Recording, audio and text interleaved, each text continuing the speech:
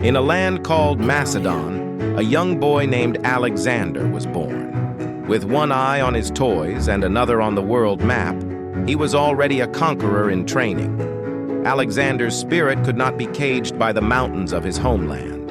He dreamed of the world beyond, the empires that sprawled to the rising sun, the wealth of distant lands, and the glory that could be his. His ambition was a flame that no ocean could douse. Alexander decided he would not just inherit his father's kingdom, he would surpass it, creating an empire that would eclipse all that had come before. A very wise man named Aristotle taught Alexander everything from A for aristocracy to Z for Zeus is watching. With him, he learned how to think, fight, and lead, an education that prepared him for greatness. After Alexander's father was killed, he became king. He quickly showed his strength in battle and got ready to take on the whole world. Alexander fought many battles, traveling far across deserts and mountains. He won tough fights, gained new lands, and even became a pharaoh in Egypt. But each victory was nothing compared to the next challenge. The true test of Alexander's mettle came as he faced the vast forces of the Persian Empire, ruled by King Darius III. With a domain that stretched across 3 continents, Persia was the superpower of the time, and Darius was determined to halt Alexander's incursion. As Alexander and his Macedonian army advanced, they encountered the massive Persian army at the Battle of Issus. The Persian forces greatly outnumbered Alexander's men.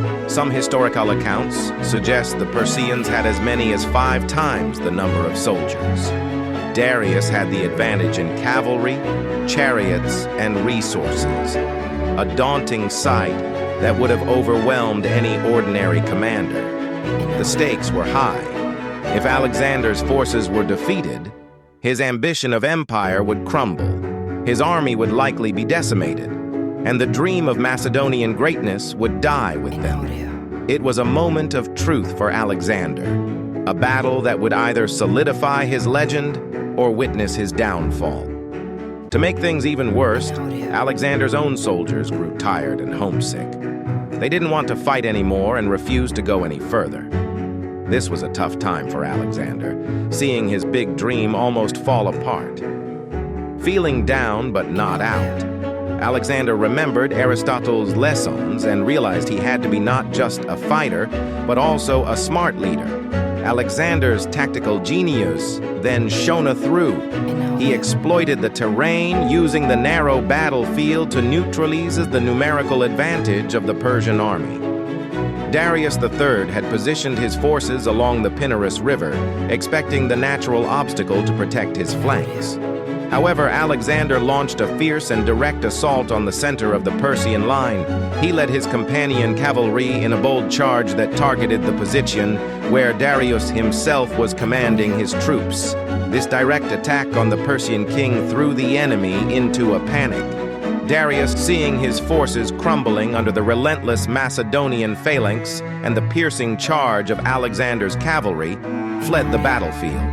His departure caused the Persian army's morale to collapse, and they retreated in disarray. The Macedonians achieved a significant victory, capturing the family of Darius III and gaining immense wealth from the Persian camp. This triumph at Issus dramatically shifted the balance of power in Alexander's favor, leading to the eventual downfall of the Persian Empire as Alexander continued his unrelenting march eastward, consolidating his control over the territories that once belonged to Persia. Fasting forward, Alexander decided to then focus on making his new lands great places to live, and as such, he built new cities and brought different people together, making his kingdom stronger, thorough, and more prosperous than ever. He went back to Babylon not just as a fighter, but as a ruler who made things better for his people. At the end, Alexander got very sick, and all the places he conquered and the battles he won couldn't help him. He was stuck in bed, dreaming of new adventures he would never have. In his death at just 32 years old, Alexander even thought dead found his immortality. His new life was in the legacy he left, an unending story that would inspire countless generations. His generals would divide his empire, but the spirit of Alexander's ambition would endure, his name forever synonymous with the greatness that once traversed the earth. And so Alexander became a symbol, a measure against which all leaders were weighed. The world was forever altered. New trade routes flourished, cities bore his name, and the Greek culture permeated distant lands. The age of Hellenism began with him and continued to shape civilizations long after he became a legend inscribed upon the annals of history.